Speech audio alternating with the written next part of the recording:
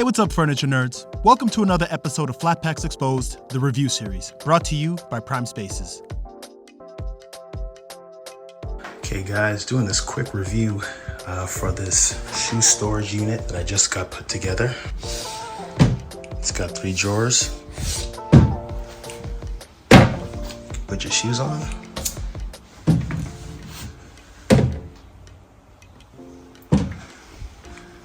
Assembly wasn't too bad. It looks really, really nice. Got to get it mounted to the back of the wall so that it's in place and it doesn't go down. But other than that, I really like it so far. Go ahead and check it out.